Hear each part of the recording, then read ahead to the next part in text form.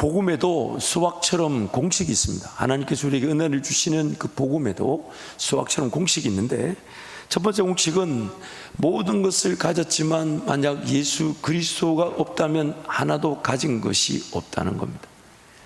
All things minus Jesus is nothing.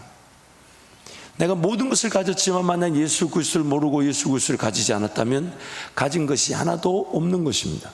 누가복음 12장 15절부터 21절 함께 선포하겠습니다. 그들에게 이르시되 삶과 모든 탐심을 물리치라. 사람의 생명이 그 소유에 넉넉한 데 있지 아니하리라 하시고, 또 비유로 그들에게 말하여 이르시되 한 부자가 그 밭에 소출이 풍성하매 심중에 생각하여 이르되 내가 곡식 쌓아둘 곳이 없으니 어찌할까 하고, 또 이르되 내가 이렇게 하리라. 내 곡간을 헐고 더 크게 짓고 내 모든 곡식과 물건을 거기 쌓아두리라. 영혼에게 이르되 영혼아, 여러 해 쓸 물건을 많이 쌓아두었으니 평안히 쉬고 먹고 마시고 즐거워하자 하리라 하되, 하나님은 이르시되 어리석은 자여, 오늘 밤에 내 영혼을 도로 찾으리니 그러면 내 준비한 것이 누구의 것이 되겠느냐 하셨으니, 자기를 위하여 재물을 쌓아두고 하나님께 대하여 부요하지 못한 자가 이와 같으니라. 하나님께서 지금 우리 삶에 필요한 물질을 관과하는 것이 아닙니다. 분명히 물질이 필요하며 그것을 사람이 떡으로만 사는 것이 아니라 하나님의 입에서 나오는 말씀으로 산다고 하시면서, 말씀도 필요하고 떡도 필요하다는 걸 분명히 얘기하셨지만 우선적인 것이 있다는 겁니다. 예를 들어서 이제 내 창고에, 내 통장에 내 삶을 그래도 살아갈 만큼 어느 정도 여유가 있는 물질이 있다고 합시다. 그런데 만약 오늘 밤에 하나님께서 내 영혼을 데려가신다면, 하나님 오늘 밤에 내 영혼을 불러가신다면 그 가진 것이 무슨 소용이 있겠느냐. 그 부자의 어리석음처럼 우리도 그렇게 고백하지는 않겠지만, 마치 내 삶의 목적이 남겨진 삶을 그냥 관리하고 유지하고 어떻게든 먹여주고 어떻게든 입혀주기 위한 것이 목적일 수 없는 게 우리의 삶인데, 그래서 하나님의 은혜를 구하며 하나님과 동행하는 것인데, 어느 순간 나도 모르는 사이에 내 통장에 혹은 내가 투자한 것이 혹은 내가 가지고 있는 물질이 내 삶을 어느 정도 위해 줄 것이냐 착각하고 하나님과의 관계가 느슨하다면 그것만큼 어리석은 자가 어디 있겠냐 하는 겁니다. 차라리 물질이 없이 하나님 앞에 매달리는 것이 더 건강하지 않겠습니까? 마태복음 7장 16장 26절 말씀 함께 선포합니다. 사람이 만일 온 천하를 얻고도 제 목숨을 잃으면 무엇이 유익하리요? 사람이 무엇을 주고 제 목숨과 바꾸겠느냐? 나라와 민족을 세우고 인류 역사에 지대한 공헌을 끼치며 또한 수많은 어떤 발명과 또는 수많은 역사들을 창출해냈다 해도 만약 그가 예수 그리스도를 모르며 예수 그리스도를 믿지 않는다면 그 모든 것들은 다 nothing, 아무것도 아니에요. 내 영혼이 하나님 앞에 서서 그 영원한 천국에서 하나님과 동행할 수 있는 그 구원의 은혜를 누리지 못한다면, 내가 나라를 세워본들, 민족을 세워본들, 내 삶을 잘 살도록 돌봐본들 아무 소용이 없는 겁니다. 모든 것을 가졌다 하나 예수 그리스도를 모른다면, 모든 것이 나에게 주어졌다 하나 내가 예수 그리스도 그분을 믿지 않는다면 아무것도 가진 것이 없는 것입니다. 그래서 예수님이 이렇게 비유하셨죠. 마태복음 7장 26절 27절을 함께 선포합니다. 나의 이 말을 듣고 행하지 아니하는 자는 그 집을 모래 위에 지은 어리석은 사람 같으리니, 비가 내리고 창수가 나고 바람이 불어 그 집에 부딪힘에 무너져 그 무너짐이 심하니라. 삶을 잘 돌봐야 됩니다. 가정을 잘 돌봐야 됩니다. 자식들이 어느 정도 부모 품에 있을 때는 그 하나님께서 부모에게 주신 분명한 책임이자 은혜로 자식들이 건강하게 자랄 수 있도록 돌봐야 되지만, 그러나 하나님과의 관계, 예수 그리스도 그분과의 관계가 소홀해진 채 마치 모래 위인데 그 위에 벽을 잘 세우고 기둥을 잘 세우고 뭘 가꾸고 꾸미고 투자하고 관리하고 정돈, 아무 소용이 없어요. 오늘 우리의 삶에 여러분 뭐가 제일 우선적이어야 될까요? 집이 지어져 가는 것 같은 삶을 무시하라는 것이 아닙니다. 우선적인 게 뭡니까? 정말 내가 오늘 밤이라도 내 영혼이 끝나 하나님의 시간이 되었다 해서 천국에 나를 데려가신다면 지금 뭐가 제일 답답해야 됩니까? 뭐가 제일 소중합니까? 뭐가 제일 기억에 남겠습니까? 그러므로 오늘 우리의 삶의 우선순위, 이 자리에 이렇게 예배하는 우리의 삶의 목적은 뭐냐? 이 예배의 목적이 뭐냐? 과연 예수 그리스도가 살아계신다면 어떻게 나와 함께하고 계시나? 예수 그리스도 그분이 지금 살아계셔서 말씀하신다면, 왜요? 목자가 되신다니까. 그러면 그 음성은 뭘까? 나에게 어떻게 말씀하시는 걸까? 나를 어디로 인도하시는 걸까? 정말 그분이 나를 어떻게 사랑하시는 걸까? 어떻게 나와 함께하고 계시는 걸까? 이것이 우선인 겁니다. 이것이 우선인 것인데, 이건 제쳐두고 먼저 집을 세우는 것은 무너질 수밖에 없는 집을 세우는 것과 마찬가지입니다. 여러분, 내일부터 제가 청년들을 이제 수련회를 섬기게 됩니다. 특히 점심때는 우리 킹덤 컨퍼런스라는 이 대전 지역의 전국의 그 중학생, 고등학생 청년들 연합 집회에 말씀을 전하고, 또 저녁부터 우리 청년들 말씀을 전하는데, 청년들에게 늘 당부하는 얘기가 있습니다. 그게 뭐냐면, 먼저 끼워야 될 단추를 잘 끼워야 돼요.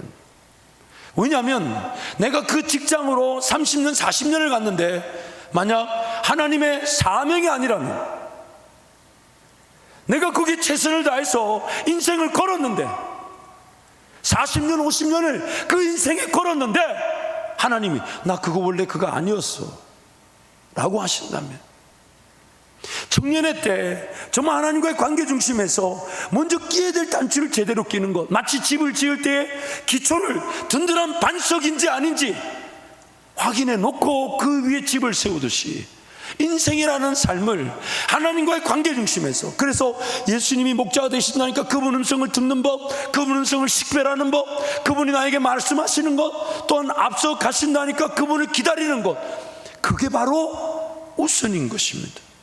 그게 해결되지 않으면 아무리 열심히 살아본들 삶에 대한 불안감만 더해갑니다. 아무리 물질이 저장 창고에 있듯 통장 안에 들어도 삶이 평안하지가 않습니다. 왜요? 살아계신 하나님이 안 느껴지는 것만큼 불안한 인생이 어디 있겠습니까? 목자 되신 예수님 음성이 들리지 않는 것만큼 불안한 일이 어디 있겠습니까? 물질을 가져보고 가져보지만 과연 어느 정도의 물질을 가져야만이 내 인생 죽는 그날까지 안전할지 아무도 모릅니다. 아무도 모릅니다. 속지 마세요. 그러나 하나님이 내 인생을 붙들고 계신다면, 매일매일 하늘에 만나가 내리게 하시든 일용할 양식을 먹게 하시든 반드시 하나님 내 삶을 책임져 주실 것인데, 그걸 믿지 못하니까 이 어리석은 부자처럼 창고에다가 그런 물질을 쌓아두려고 하고, 세상 재물에 대해서는 부유할지 모르나 하나님께 대는 그토록 가난한 어리석은 일을 펼치더라는 것입니다. 그래서 두 번째 공식이 중요합니다. 아무것도 가진 것이 없어도 예수를 가지게 되면 모든 것을 가진 것입니다. Nothing plus Jesus is everything. 내가 그런 좋은 물질도 없고 영향력도 없고, 사실 우리는 없는 게 맞아요. 왜냐하면 모든 가진 것이 다 내 것이 아니에요. 하나님이 생명을, 내 숨을, 내 신체를, 내 지금 삶의 환경을, 먹는 거, 마시는 거, 자는 거 다 하나님이 주신 거예요. 직장이든 일터든 다 하나님이 지어놓은 세상에서 하나님이 나에게 주신 거기 때문에, 사실 우리는 가졌다라고 말할 수 있는 사람은 아무도 없어요. 오히려 없는 게 맞죠. 그러나 예수를 가진다면, 예수 음성이 들린다면, 앞서가시는 예수님을 기다릴 줄 안다면, 그는 모든 것을 가진 것입니다. 모든 것을 가진 것입니다. 영어 하나 배워가시죠. Nothing plus Jesus is everything.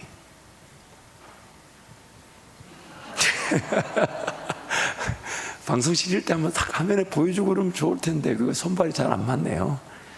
골로새서 1장 15절 17절 말씀 우리 함께 선포하겠습니다. 그는 보이지 아니하는 하나님의 형상이시요 모든 피조물보다 먼저 나신 이시니 만물이 그에게서 창조되되 하늘과 땅에서 보이는 것들과 보이지 않는 것들과 혹은 왕권들이나 주권들이나 통치자들이나 권세들이나 만물이 다 그로 말미암고 그를 위하여 창조되었고 또한 그가 만물보다 먼저 계시고 만물이 그 안에 함께 섰느니라.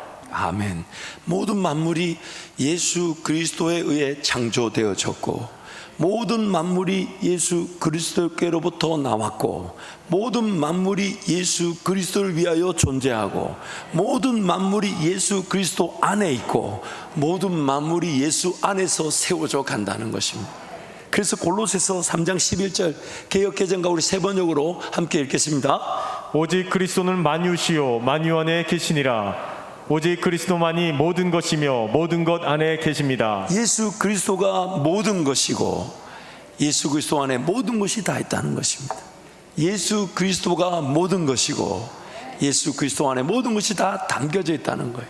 그래서 내가 아무것도 없어도, 내가 가진 것이 없고 자랑할 만한 것이 없어도 예수를 바라보고 예수를 의지하며 예수와 동행한다면 나는 모든 것을 가진 자인 것입니다. 그래서 예수님이 이렇게 비유하셨죠. 7장 마태복음 7장 24절 25절 함께 선포합니다. 그러므로 누구든지 나의 이 말을 듣고 행하는 자는 그 집을 반석 위에 지은 지혜로운 사람 같으리니 비가 내리고 창수가 나고 바람이 불어 그 집에 부딪히되 무너지지 아니하나니 이는 주추를 반석 위에 놓은 까닭이요. 오늘 내 인생이 예수 그리스도와의 관계 중심에서 사라지고 따라가고 세워진다면 세상 그 어떤 비바람이든 창수와 같은 위기가 몰려와도 우리는 안전한 것입니다. 내가 뭘 가진 것이 나를 안전하게 하는 게 아니에요. 내 위치가 나를 보호하는 게 아니에요. 그런 것들은 다 불에 타버리면 없어질 것들일 수 있습니다. 그러나 오늘 나를 안전하게 하는 것은 나의 주인이 되시고 나를 자기 것으로 삼으신, 그래서 성경이 이렇게 말하죠. 우리가 살아도 주를 위하여 살고 죽어도 주를 위하여 죽나니 사나 죽으나 내 인생은 예수 그리스도의 것입니다. 그렇게 고백하게 되는 것입니다. 그래서 공식을 전체 한번 정리해 볼게요. Nothing plus Jesus, everything. 예수 그리스도밖에 없다 해도 그가 모든 것을 가진 것입니다.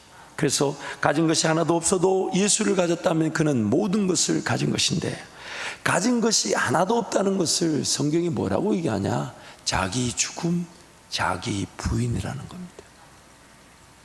나에게 속한 것이 하나도 없습니다. 내가 자랑할 것이 없습니다. 나에게 주어진 것도 어차피 하나님이 주신 것, 하나님의 것이라면, 그러나 너무 안타까운 것은 죄로 말미암아 욕심, 정욕, 욕구들이 나를 자꾸 쓰러지게 하고 곁길로 가게 하고 넘어지게 하니까 그런 것들이 죽어야만이 예수가 살아 역사하실 수 있으니까. 그래서 그 자기 죽음, 자기 부인을 다른 말로 이렇게 얘기합니다. 하나님께서 선물로 주신 믿음이 예수 그리스도 앞에 질 때 모든 것을 가지게 된다. 그래서 이 공식이 성경 한 구절 안에 다 담겨 있습니다. 갈라디아서 2장 20절 말씀 함께 선포합니다. 내가 그리스도와 함께 십자가에 못 박혔나니 그런즉 이제는 내가 사는 것이 아니요 오직 내 안에 그리스도께서 사시는 것이라. 이제 내가 육체 가운데 사는 것은 나를 사랑하사 나를 위하여 자기 자신을 버리신 하나님의 아들을 믿는 믿음 안에서 사는 것이라. 내가 사는 것이 아니라 예수가 산다. 즉 나는 예수밖에 없는데 예수가 전부가 되신다는 거죠. 근데 예수가 전부가 되는 그 삶은 자기 죽음과 부인의 자리인데, 그것을 갈라디아서 2장 20절에 어떻게 비유합니까? 그리스도와 함께 십자가에 못 박혔다는 겁니다. 그래서 그리스도와 함께 십자가에 못 박혀서 더 이상 나는 가치가 없는 인생. 여러분, 십자가에 달린 사람이 가치가 있을까요, 없을까요? 내가 지금 십자가에 달려 있다면 지금 내가 제일 원하고 사모해야 되는 일이 뭐라고요? 빨리 내려가게 해달라고 해야 됩니까? 저 집 사야 돼. 저기 투자해야 돼. 십자가에 달린 사람이 그렇게 얘기하는 게 맞을까요? 십자가에 달린 사람이 제일 사모하는 게 뭘까요? 빨리 죽여달라고. 그러나 살려두신다면 이건 내 인생이 아닌 하나님의 것으로서. 사도 바울이 이렇게 얘기하잖아요. 나를 위한 게 아니라 너희를 위한 것이다. 그래서 예수 그리스도의 십자가에 못 박힌, 그래서 그것을 인정하는 자들마다 자기 죽음과 부인을 인정할 수밖에 없는데, 자기 죽음과 부인이 인정되는 순간 하나님의 아들을 믿는 믿음 안에서 살아가게 된다는 것입니다. 그게 바로 갈라디아서 2장 2절에 나오는 모든 것은 죽었으나 예수 그리스도 한 분이면 모든 것을 얻게 된다는 것입니다. 모든 것이 죽었으나 예수 그리스도 한 분이면 우리는 모든 것을 얻게 되는 거예요. 예수님께서 이 땅에 계실 때에 많은 이들이 치료를 받고 또 죽은 자들이 살아나기도 했죠. 두 부류의 사람들이 예수님의 회복의 은혜를 누렸습니다. 첫 번째 부류는 인간적으로 볼 때 아예 소망이 없습니다. 세상적인 치료 방법으로는 아예 더 이상 구할 게 없습니다. 더 이상 소망이라고는, 희망이라고는 아예 볼 수 없고, 심지어 예수님을 찾고 예수님을 구하지도 못하는 상태에 있는데 예수님께서 일방적으로 찾아가셔가지고 그들을 회복시키시고 살려내셨다는 거예요. 38년 동안 베데스다 연못가에서 천사가 내려 물이 동하면 그 들어가기만 하면 낫는다고 거기에 그 기대감을 가지고 누군가 자신을 들어서 그 못에 넣어주겠지라는 마음으로 38년이라는 시간 동안 베데스다 연못에 병자로 살았던 인생, 심지어 자기 옆에 지나가는 그가 예수신 줄도 모르고 그 예수를 찾고 예수에게 도움을 구할 생각조차 없는 인생. 근데 예수님이 네가 고침을 받기를 원하느냐 찾아가셔서 38년이라는 인생을 그 병자로 지냈던 그 허무했던 삶을 예수께서 살아나게 하셨다는 것입니다. 나인성의 한 가부가 자식이라고는 아들 하나밖에 없는데 그 아들이 죽어버렸어요.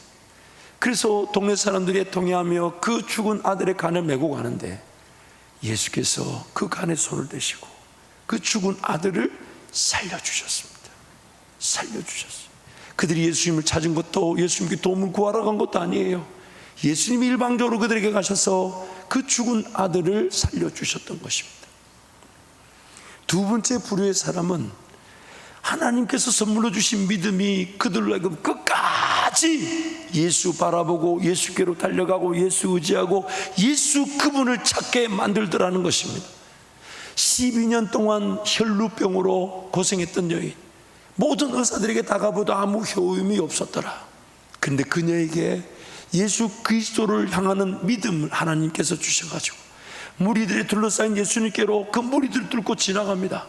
그러나 그 율법에 의하면 그 혈루병 근원이, 만약 그가 혈루병 환자라는 것이 드러나면 돌에 맞아 죽습니다. 왜냐하면 정상적인 사람이 혈루병 여인과 접촉이라도 하게 된다면 그 피의 부정함으로 인해 자기도 부정해지게 되고 자기가 일정 기간 격리를 당하고 또한 제물을 준비해서 제사를 드려야 되기 때문에 자기는 아무 죄가 없는데 그 부정한 여인, 혈루병 여인이 자기와 만졌다는 얘기로, 지나갔다는 얘기로 그는 부정한 기간 동안 격리되어야 되고 또한 일정의 제물을 준비해 제사를 드려야 되는 불편함이 생기게 되죠. 그래서 그런 부정한 자들이 돌아다니면 돌로 쳐 죽이라고 율법에 명시하고 있습니다. 그러나 그 여인에게는 죽으면 죽었지 예수께로 가야 된다는 거예요. 심지어 예수 앞에 설 것도 없이 그 옷자락만 만져도 치유함을 받게 될 것이라고. 하나님께서 선물로 주신 그 믿음이 그 죽음의 한계를 개의치 않고 넘어서서 주님께로 달려가게 만든 것입니다. 또한 해당장 야이로의 딸이 죽었습니다. 그 해당장 야이로가 달려와서 자기 딸을 살려달라 했는데 그 예수님께 도움을 구한다는 그 딸이 죽었어요. 그러나 그 아비의 믿음대로 예수님이 죽은 딸도 살려주셨죠. 가난한 여인이 자기의 자녀를 데리고 와서 예수님께 묻습니다. 예수님, 내 자녀를 고쳐주세요. 근데 예수님이 너무 혹독한 수치스러운 말씀을 하십니다. 자녀들의 떡을 취하여 개들에게 주는 것이 합당치 않다. 그 가난한 여인 입장에서는 지금 자기가 뭘로 비유된 겁니까? 개라고 비유된 거예요. 그런데 그 수치와 부끄러움을 개의치 않고 끝까지 주님께 매달립니다. 그렇습니다. 개들도 자녀들의 상에서 떨어지는 부스러기를 먹지 않습니까? 기어이 그 여인의 믿음대로 예수님이 고쳐주셨습니다. 예수님이 지나가신다는 얘기 듣고 한 소경이 일어나 외칩니다. 다윗의 자손 예수여, 나를 불쌍히 여겨 주옵소서. 사람들이 시끄럽다 시끄럽다 시끄럽다. 근데 그 소경이 개의치 않습니다. 다윗의 자손 예수여, 나를 불쌍히 여겨 주옵소서. 그래서 예수님이 그 소리를 듣고 오라고 말을 전합니다. 성경에 보니까 무리들이 너 예수님이 오래. 그래서 그 끈질기게 불렀던 그 소경이 자신의 겉옷을 버려도, 이 겉옷이란 말은 그 유대 땅에서는 자신이 가진 의복의 유일한 자산이라고 봐야 돼요. 해를 가려주고 저녁에 추위를 막아줄 수 있는 그 겉옷의 중요성은 말할 필요 없는데 그거 벗어버려두고, 심지어 지금 눈을 감은 상태인데, 이제 예수님께 가면 눈이 고쳐지겠지만 여전히 소경의 상태인데 어디에 예수님이 계신지 개의치 않고 벌떡 일어나 달려가더라는 겁니다.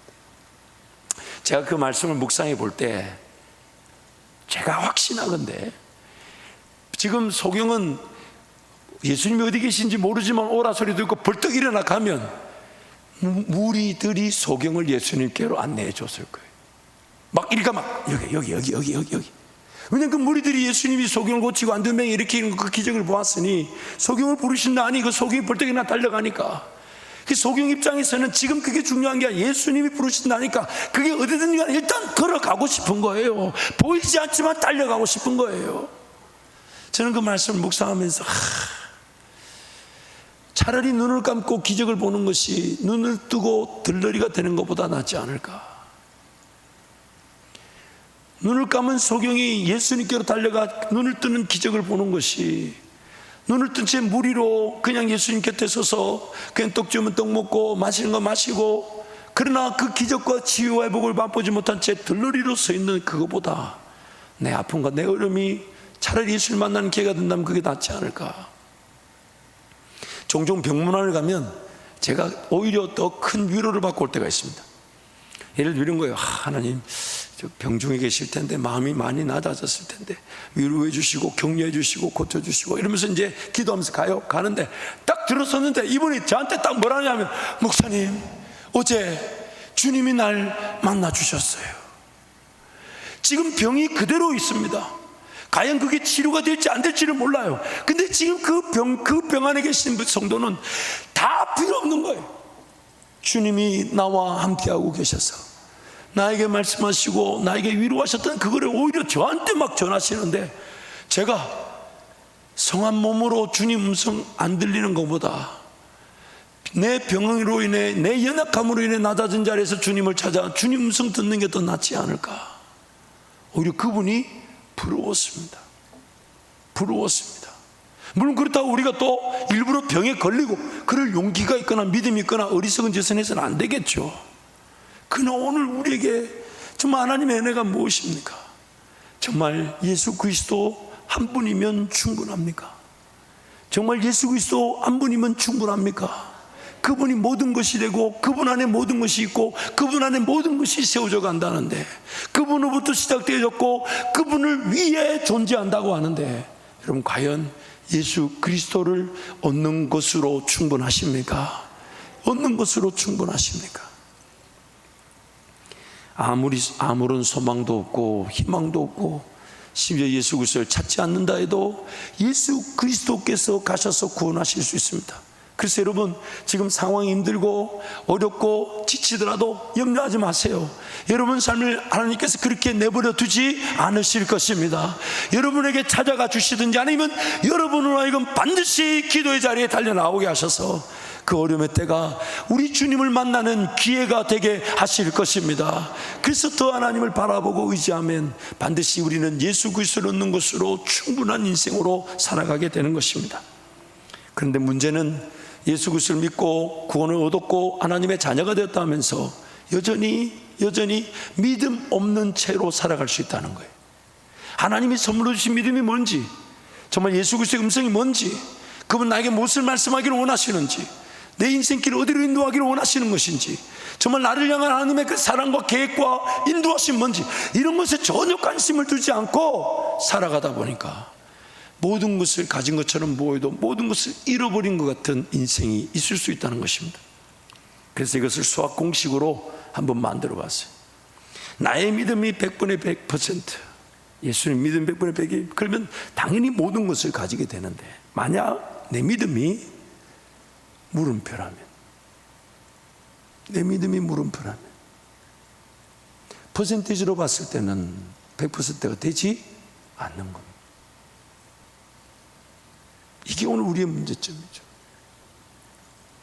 오늘 본문 보니까 어떤 한 청년, 그것도 부자 청년이라고 합니다. 물질을 많이 가졌던 모양이에요. 예수님께 찾아왔습니다. 내가 무슨 선한 일을 하여야 영생을 얻겠습니까? 예수님 말씀하시죠. 율법을 지켜라. 그리고 주 너의 하나님을 사랑해라. 근데 이 청년이 말하기를, 제가 어려서부터 신앙생활을 잘했습니다. 어려서부터 지켜야 될 율법 다 지켜왔습니다. 저는 진짜 주님을 사랑합니다. 그리고 물질까지 가졌는데 안타까운 것은 영생에 대한 확신이 없었던 거예요. 예수 그리스도가 없었던 겁니다. 신앙생활을 다 하면서, 그리고 나름 영향력과 하나님 주신 복을 잘 관리해서 물질도 많아요. 부자래요. 세상적 가치로 볼 때는 성공했어요. 더군다나 계명을 따르기 위해 그 말씀을 듣고 그 말씀을 지켜내고 그렇게 하나님과 동행하며 살았다는데 그에게 영생이 없었다는 거예요. 그 예수님과 그 부자 청년 간의 대화를 들은 제자들이 난리가 났어요. 그럼 우리는 어떡하냐? 그래서 25절부터 29절 함께 말씀 선포합니다. 제자들이 듣고 몹시 놀라 이르되 그렇다면 누가 구원을 얻을 수 있으리까? 예수께서 그들을 보시며 이르시되 사람으로는 할 수 없으나 하나님으로서는 다 하실 수 있느니라. 이에 베드로가 대답하여 이르되 보소서, 우리가 모든 것을 버리고 주를 따라 싸운데 그런즉 우리가 무엇을 얻으리이까? 예수께서 이르시되 내가 진실로 너희에게 이르노니 세상이 새롭게 되어 인자가 자기 영광의 보좌에 앉을 때에 나를 따르는 너희도 12 보좌에 앉아 이스라엘 12 지파를 심판하리라. 또 내 이름을 위하여 집이나 형제나 자매나 부모나 자식이나 전토를 벌인 자마다 여러 배를 받고 또 영생을 상속하리라. 이 제자들이 참 안타까운 것은 베드로의 그 27절 고백처럼 우리가 모든 것을 버리고 주를 따라 싸운지요. 그런데도 아직 그 영생에 대한 확신이 없었다는 거죠. 그러나 예수님의 말씀에 의하면 너희는 이미 나와 함께 12지파를 다스리게 될 것이다. 그래서 머지않은 거나 성경 충만을 통해 그들이 정말 예수 그리스도의 교회와 하나님 나라를 세우는 일꾼들로 사라진 것을 우리는 알고 있습니다. 모든 것을 버리고 주를 따른다. 자기 죽음, 자기 부인, 자기 권리 포기가 바로 하나님께서 우리에게 베푸시는 선물인 믿음의 역사의 시작인 것이고, 예수 그리스도를 닮아가고 따르고 연합하게 되는 기회가 되는 것입니다. 이미 우리는 욕구와 육체의 욕구 또 정욕과 탐심으로 얼마나 시달리고 있는지 모릅니다. 뭔가 계획이 설 때마다 과연 그게 하나님의 계획인지 아닌지, 뭔가 시간이든 물질이든 투자해서 일을 진행할 때마다 과연 하나님이 원하시는 건지, 이 세 가지가 항상 관건이라고 했어요.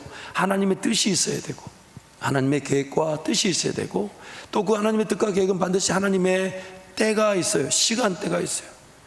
무엇보다 더 중요한 게 있어요. 하나님의 방식과 방법이 중요해요.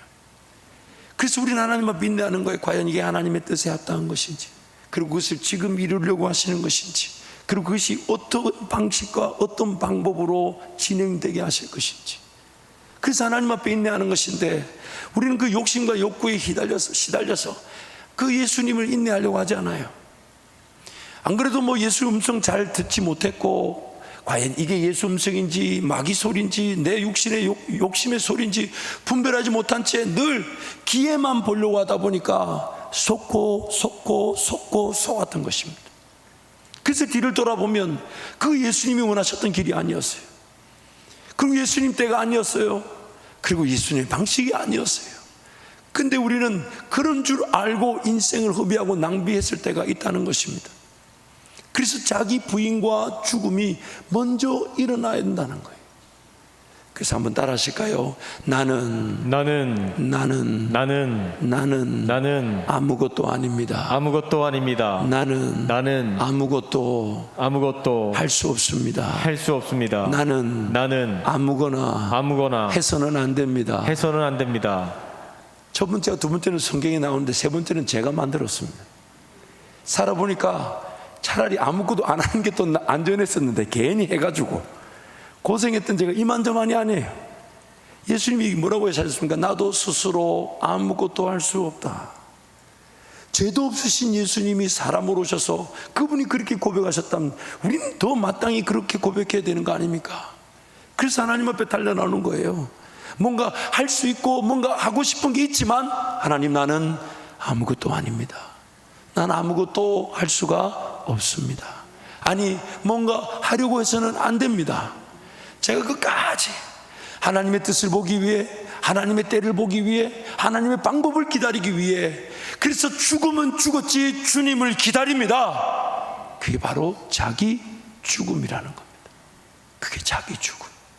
그리고 죽음이 확인되는 자리에서 하나님께서 믿음을 시작되게 하신다는 거예요. 그럼 그때 우리의 고백이 뭔지 아십니까? 이것은 내가 한 것이 아니라 예수께서 하신 것이라고. 이건 내가 한 것이 아니라 예수께서 하신 것이라고. 제가 담임 목사가 되고 난 다음에 하나님 저에게 주신 많은 은혜들이 있는데 그 중에 하나가 상담센터입니다. 저는 단 한 번도 상담 사역에 대해서 꿈을 꿔본 적이 없습니다. 심지어 필요성조차 느끼지 못했어요. 더 충격적인 것은 제 대학원 수강 과목 중에 상담에 대한 과목들을 정리해 보니까 대학원 석사 과정을 마칠 수 있을 정도의 수강, 제가 한 6과목을 들었더라고요. 상담에 관련된 과목을 6과목이나 들었는데 지금 이 6과목의 크기가 얼마인지를 모르는 것 같아 마음이 너무 아프지만, 많이 들었는데 전혀 상담 사역을 계획하거나 꿈꿔본 일이 없습니다. 근데 하나님께서 한밭절교 담임 목사 되는 다음에 1년 했던 과정과 사건을 통해 그 상담에 대한 필요성을 자꾸 인식하게 하시고, 그것에 대해서 기도하게 하시고, 그것을 품게 하셔서 과연 이것이 어떻게 진행되나, 어떻게 나타날지. 그러나 결론적으로 저렇게 태동 빌딩이라는 빌딩을 주시고, 심지어 저기서 나오는 새로 빌딩 융자금을 갖고도 상담센터가 운영될 자금이 나오게 하실 줄은 저는 꿈에도 몰랐습니다. 여러분, 하나님께서 일하신다 하시면 그게 바로 예수님이면 충분하다는 고백의 시작인데, 하나님이 일하신다면 물질이 있고 없고를 누가 논할 수 있겠습니까? 이거 된다 안 된다 감히 누가 하나님 앞에서 불가능하다 말할 수 있겠습니까? 감히 하나님 앞에서 누가 이건 닫힌 길이다, 닫힌 문이다 말할 수 있겠습니까? 하나님이 하신다 하시면 그 누구도 막을 자가 없으며, 하나님이 안 일하시면 세상 모든 것이 다 동원된다 해도 결코 이루어지지 않습니다. 그래서 지금 하나님 우리에게 요구하시는 것은, 나에게 요구하시는 것은, 너 정말 예수님이면 충분하냐? 그 안에 모든 것이 다 담겨져 있고 예수 그리스도가 모든 것 되신다는 거 너 믿느냐? 그걸 위해서 내 모든 걸 포기하는 거예요. 부인하는 거예요. 거절하는 거예요. 죽음의 자리에 갖다 놓는 거예요. 내가 이 직업을 잃어서 내 삶이 안 될 것처럼 보여도, 내 이 사업을 내려놓아서 죽을 것처럼 보여도 하나님 이 직업이 맞다 확인시켜 주시든지, 아니면 나를 위한 사명의 길로 가게 하시든지, 이 사업이 맞으면 맞다 확인시켜 주시든지, 아니면 주님이 원하시는 걸 가져 하시든지 주님과 담판을 지어야 되겠습니다. 차라리 죽으면 죽었지, 인생길 나와 관계없는 길을 30년, 40년, 50년 가고 싶지 않습니다. 자기 죽음의 자리가 예수만이 나타내게 되는 자리, 내가 그리스도와 함께 십자가에 못 박혔나니, 그런 적 이제는 내가 사는 것이 아니라 오직 내 안에 그리스도께서 사시는 것이라. 이제 내가 육체 가운데 사는 것은 나를 사랑하사 나를 위하여 자기 몸을 버리신 하나님의 아들의 믿는 믿음 안에서 사는 것이라. 그래서 누가복음 9장 23절 25절 말씀 우리 함께 선포하겠습니다. 또 무리에게 이르시되 아무든지 나를 따라오려거든 자기를 부인하고 날마다 제 십자가를 지고 나를 따를 것이니라. 누구든지 제 목숨을 구원하고자 하면 잃을 것이요 누구든지 나를 위하여 제 목숨을 잃으면 구원하리라. 사람이 만일 온 천하를 얻고도 자기를 잃든지 빼앗기든지 하면 무엇이 유익하리요? 자기를 부인하고 날마다 자기 십자가를 지고 주님을 따르는 것이 삶의 목적입니다. 방향입니다. 이유입니다. 남겨진 존재의 가치입니다. 구약 이스라엘 백성들의 안타까움을 우리가 몇 주 동안 살펴보았습니다. 하나님의 자녀임에도 불구하고 그들은 하나님을 원망하고 불평하고 반드시 하나님이 이 길을 인도하신 목적이 있으실 것이며 우리의 삶을 그 애굽의 10가지 재앙이나 혹은 사건을 통해 지키신 하나님이 보호하고 계실 것인데, 그리고 지금도 낮에는 구름 기둥이 밤에는 불 기둥이 서서 우리를 지금 인도하고 있으니 그 하나님을 믿고 기다려야 되는데 그 믿지 못하고 기다리지 못해서 그 욕심의 정욕에 하나님을 얼마나 불평했던 그들이 광야에서 40년 동안 다 죽어버렸어요. 그러나 그들도 광야 교회였다고 성경이 말합니다. 그러면서 고린도전서 10장 말씀에 너희는 그들처럼 하나님을 시험하지 마라, 너희는 그들처럼 하나님을 원망하지 마라, 너희는 그들처럼 하나님께 불평하지 마라. 그런즉 사람이 감당할 시험밖에는 당한 것이 없나니 하나님께서 피할 길을 주신 자님이 능히 감당케 하실 것이니까 끝까지 하나님을 기다리라는 겁니다. 그러면서 그 40년 광야에서 죽었던 사람들을 신명기 2장 14절 15절에서 이렇게 표현하고 있어요. 우리 함께 선포하겠습니다. 가데스 바네아에서 떠나 세레 시내를 건너기까지 38년 동안이라. 이때에는 그 시대의 모든 군인들이 여호와께서 그들에게 맹세하신 대로 진영 중에서 다 멸망하였나니 여호와께서 손으로 그들을 치사 진영 중에서 멸하신 거로 마침내는 다 멸망되었느니라. 약 40년 동안 광야에서 죽었던 이스라엘 백성들, 그들은 그들의 죄악으로 말미암아 불순종하여 광야에서 다 죽고 말았는데, 죽고 만 그들을 뭐라고 표현하고 있냐? 군인들이라고 표현합니다. 즉 하나님의 전쟁. 그래서 하나님이 구약 성경 내내 얘기하시는 전쟁에 대한 하나님의 뜻은, 전쟁은 너희에게 속한 것이 아니라 하나님께 속하였나니. 그래서 출애굽 말씀에 뭐라고 합니까? 너희는 가만히 있어, 내가 너희의 하나님됨을 알지어다 볼지어다.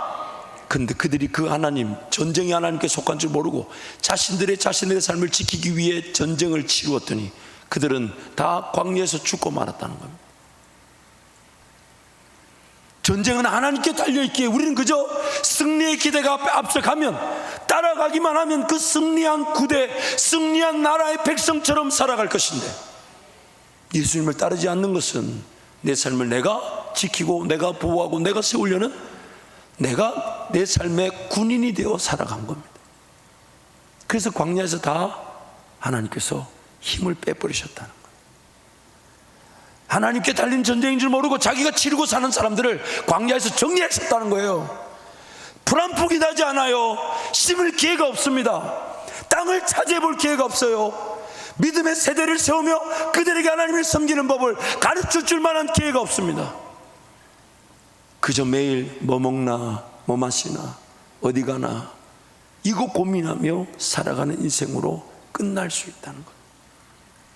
사랑하는 성도 여러분, 오늘 우리 아직 건강할 때, 아직 걸어서 예배당에 올 수 있는 힘이 있다면 최소한 이런 기도를 해보면 어떨까요? 첫 번째, 저희 아버님의 그 외할머님이 기도하셔서 응답을 받으신 것처럼, 하나님 내 인생을 데려가실 때 예배당에서 기도할 때 데려가 주십시오. 아멘 하는 분들에게 그대로 일어나게 될 줄 믿습니다. 그 얼마나 멋있어요. 인생의 마지막에 하나님과 동행하면서. 그래서 그 할머니 새벽 3시에 일어나 자기 힘으로 자기 발걸음으로 예배당에 가서 기도하고, 보통 10시까지 기도하시는데 그날따라 안 일어나서 목사님이 가보니까 마룻바닥에서 무릎 꿇고 기도한 채로 천국 가셨다니까. 얼마나 귀한 일입니까? 참 인생의 족적이 그것만큼 아름다운 결론이 어디 있겠습니까? 여러분 앉은 자리가 그렇게 될 것입니다. 제가 여러분 영구 결번시켜 드린다니까. 저기 사랑하는 김영mek 장로님 기도하다가 돌아가신 자리 다 이렇게. 우리 장로님 불편하지 않으시죠? 저 할렐루야 아멘이죠. 우리 임석택 장로님 그 자리 제가 딱 등받이에다가 임 장로님 얼굴까지는 부담스럽지만 이렇게. 그러나 우리 자랑이고 우리 사랑이죠. 그러나 무엇보다도 하나님 언제 나를 데려가실지 모르지만 내 인생을 남겨두신다면 날마다 예수가 사는 인생, 예수님이면 충분한 인생, 예수가 드러나는 인생, 예수만 바라보는 인생, 예수만 의지하는 인생이 되게 해 주옵소서. 여러분, 신앙의 성장과 성숙이 분명히 있죠. 그 신앙의 성장과 성숙에 대해서 많은 정의가 있을 수 있지만 이 한 문장으로 딱 정의할 수 있어요. 그 사람이 얼마나 신앙이 좋은지, 그 사람이 얼마나 신앙이 성장했는지, 얼마나 신앙이 성숙됐는지는 이 한 문장이면 됩니다. 그가 얼마나 자주 예수를 찾고, 그가 얼마나 많이 예수 앞에 나오며, 그가 얼마나 깊게 예수를 사모하고, 그가 삶의 순간에 예수를 얼마나 바라보고 있는가, 그게 바로 우리 신앙의 변화되는 과정의 성숙의 내용인 겁니다. 어제 오늘이 다른 것은 내가 좀 더 예수께 빨리 간 것뿐이에요. 어제보다 내가 좀 더 나은 것은 내가 좀 더 예수를 빨리 찾은 것뿐이에요. 어제보다 내가 오늘 나은 것은 예수를 더 구한 것뿐이에요. 그래도 감사한 것은, 어제보다 오늘이 감사한 것은 그래도 예수 바라보아야 한다는 것을 기억하게 하셔서 예수를 바라볼 수 있다는 것이 바로 우리 신앙의 능력이고 내용인 것입니다. 그 내용, 그 신앙의 능력을 우리 모든 성도가 누리시기를 축복합니다. 말씀을 정리하겠습니다. 오늘 우리에게 하나님 반드시 두 가지 중에 한 가지 은혜를 주실 것입니다. 사르밧 가부의 가정에 밀가루 요만큼 기름 몇 방울 그거밖에 안 남았어요. 이제 그거 먹고 죽으려는데 하나님께서 엘리야를 보내셔가지고, 사르밧 가부가 하나님을 찾은 것도 하나님을 구한 것도 선지자에게 도움을 요청한 것도 아닌데 하나님이 엘리야를 그 사르밧 가부의 가정에 보내셔서 그 어려움의 때가 지나가기까지 밀가루통이, 그 기름통이 마르지 않게 하셨던 은혜가 반드시 우리 성도들에게도 있게 될 것입니다. 얼마나 어려운지, 얼마나 힘든지, 물론 많이 어려울 수 있습니다. 많이 힘들 수 있습니다. 그러나 여러분 염려하지 마십시오. 반드시 하나님이 여러분을 지키고 계셔서 구하지도 찾지도 않는 그 가정에 하나님의 사람을, 예수를 보내셔서 반드시 그 구원의 능력을 베푸신 것처럼 오늘 우리에게도 동일한 은혜를 베풀어 주실 것입니다. 그러나 하나님의 목적은 소망도 없고 희망도 없고 예수를 찾지 않는 자에서 구원을 받는 게 목적은 아닐 거예요. 하나님의 목적은 내가 정말 아무것도 가지지 않은 것처럼, 어차피 가진 것도 다 하나님이 나에게 주신 거냐, 내 거가 아니라고 오면 항상 나는 아무것도 아닙니다. 난 아무것도 가지지 않아요.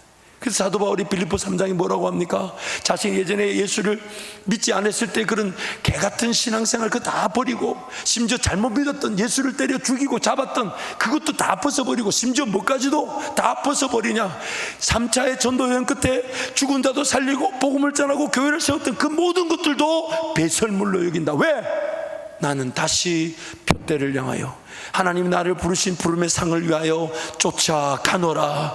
뭘 얻었다, 뭘 이루었다, 내가 뭘 성취했다, 뭐 어디 이르렀다 착각하지 않는다는 거예요. 왜요? 어제의 은혜로 어제 살았다면 오늘은 오늘의 은혜로 살아가게 될 것이고, 내일은 내일의 은혜로 산다는 것, 다름 아닌 오늘도 예수를 바라보며 내일도 예수를 바라보며 예수님이면 충분한 인생, 그것이 우리가 천국 가는 그날까지 주와 동행하게 되는 것입니다. 그래서 날마다 자기를 부인하는 은혜를 사모하십시오.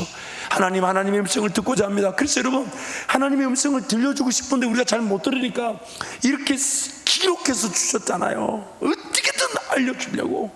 그런데 너무 안타까운 건 이걸 세상에다 차대에다가 던져놔가지고 햇빛만 보게 하고 껍데기만 노랗게 변화되는, 자기가 변화되지 않고 성경제 껍데기만 변화되는 미국의 교인들이 있다고 들었습니다.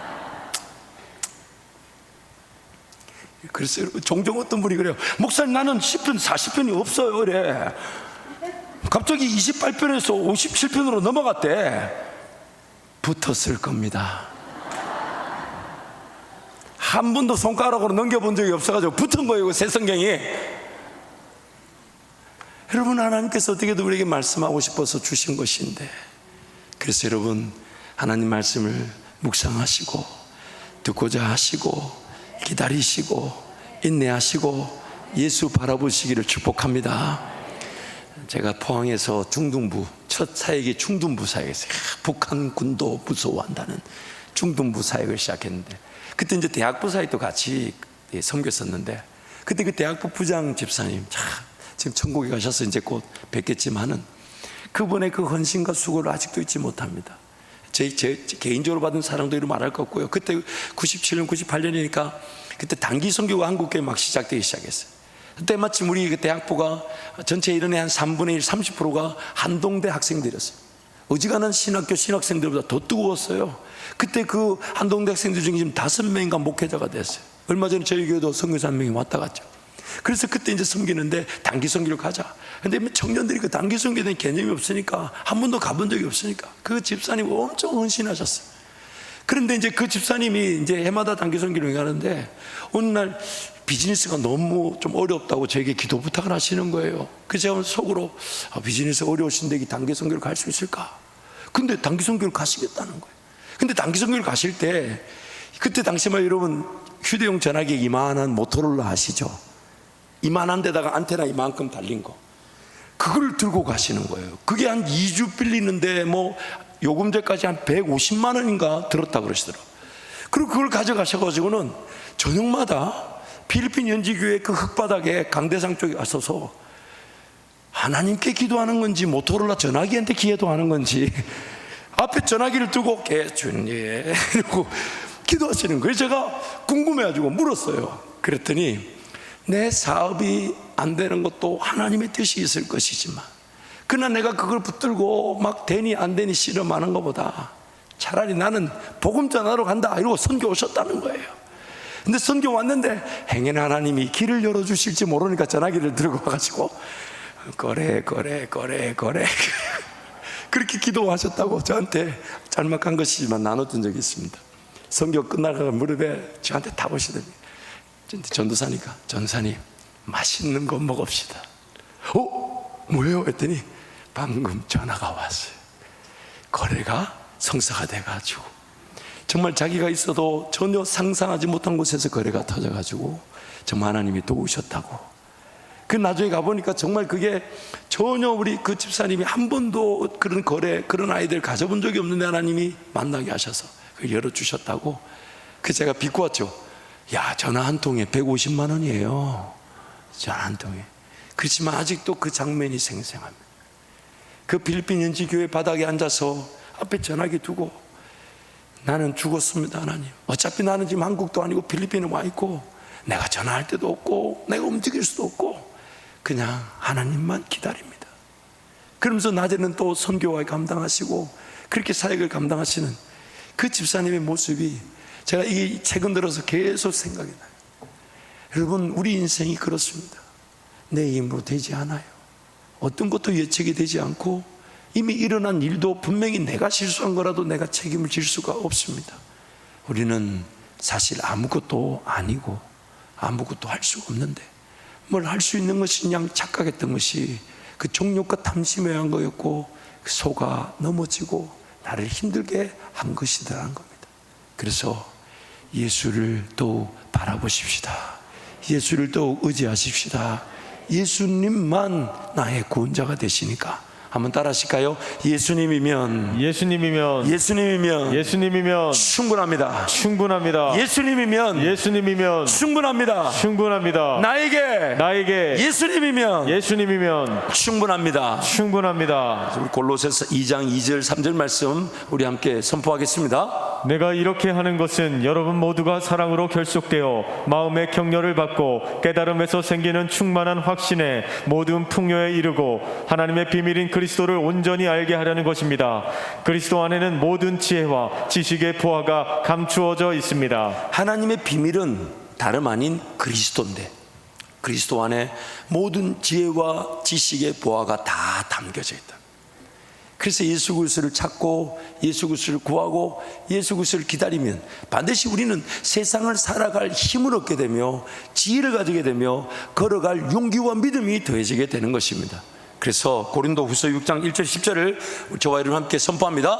우리가 하나님과 함께 일하는 자로서 너희를 권하노니 하나님의 은혜를 헛되이 받지 말라. 이르시되 내가 은혜 베풀 때에 너에게 듣고 구원의 날에 너를 도왔다 하셨으니 보라 지금은 은혜 받을 만한 때요 보라 지금은 구원의 날이로다. 우리가 이 직분이 비방을 받지 않게 하려고 무엇이든지 아무에게도 끓이키지 않게 하려고 오직 모든 일에 하나님의 일꾼으로 자천하여 많이 견디는 것과 환난과 궁핍과 고난과 매맞음과 갇힘과 난동과 수고로움과 자지 못함과 먹지 못한 가운데서도 깨끗함과 지식과 오래 참음과 자비함과 성령의 감화와 거짓이 없는 사랑과 진리의 말씀과 하나님의 능력으로 의의 무기를 좌우에 가지고 영광과 욕됨으로 그러했으며 악한 이름과 아름다운 이름으로 그러했느니라. 우리는 속이는 자 같으나 참되고 무명한 자 같으나 유명한 자요, 죽은 자 같으나 보라 우리가 살아있고 징계를 받는 자 같으나 죽임을 당하지 아니하고, 근심하는 자 같으나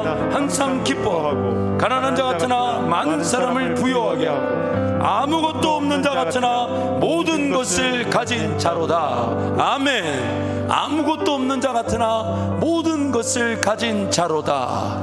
그러므로 예수 그리스도, 예수 그리스도, 예수 그리스도, 예수 그리스도, 예수 그리스도, 그 한 분이면 충분한 것입니다. 우리 지난주 배웠던 찬양이죠. 우리 함께 찬양하겠습니다. 주님 제 마음이, 주님 제 마음이 너무 둔해서 주님을 볼 수 없습니다. 이 땅에 속하여 이 땅만 보다가 주님 손을 놓쳤습니다. 나는 그대로 왔는데 왜 주저앉게 되었나. 나는 정직인데 언제부터 내 삶의 주인이 되어버렸나.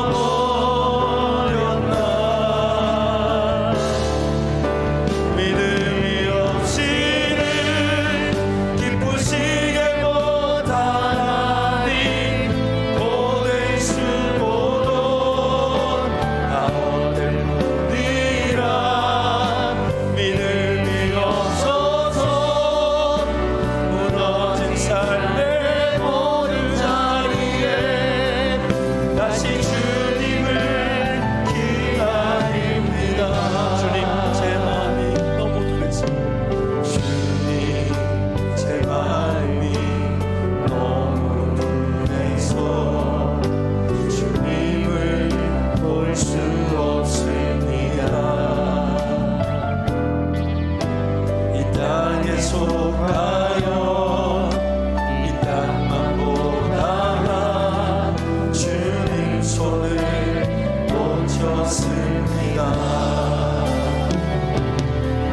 나는 그대로 왔는데 왜 주저앉게 되었나. 난 정직인데 언제부터 내 삶의 주인이 되어버렸나.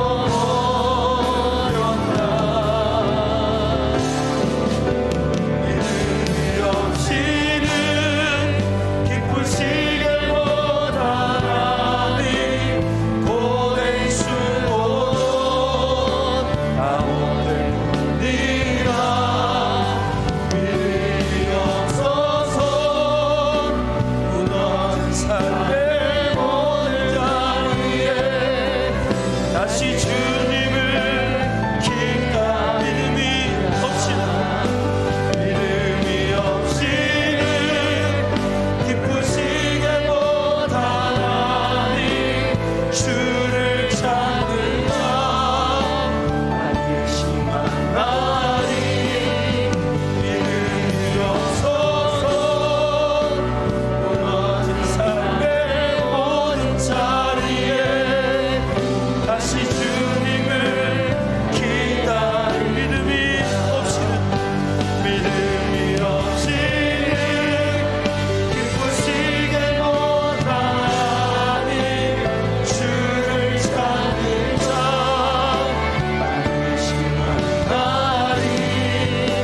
믿음이 없어서 무너진 삶의 모든 자리에 다시 주님을 믿음이 없어서 무너진, 믿음이 없어서 무너진 삶의 모든 자리에 다시 주님을 기다. 믿음이 없어서, 믿음이 없어서 무너진 삶의 모든 자리에 다시 주님을 기다립니다. 마지막 그 후렴 반복이 참 우리의 심금을 울립니다. 이 넘어서 무너진 내 삶의 자리지만 다시 주님을 기다립니다. 다시 주님을 기다립니다. 다시 주님을 기다립니다. 재난의 삶이 어떻든지 간에 오늘 우리의 은혜는 지금이 은혜 받을 때요, 지금이 구원의 날이니까 아무것도 없다 해도 우리는 모든 것을 가졌습니다. 왜냐하면 예수님 때문입니다. 예수님 때문에. 이 시간 한번 주님 잡고 동서로 기도하면서, 하나님, 다시 주님을 기다립니다. 나를 만나주시고 앞서가신 주님을 잘 따를 수 있도록 은혜를 베풀어 주옵소서. 주님 잡고 함께 동성으로 기도합니다.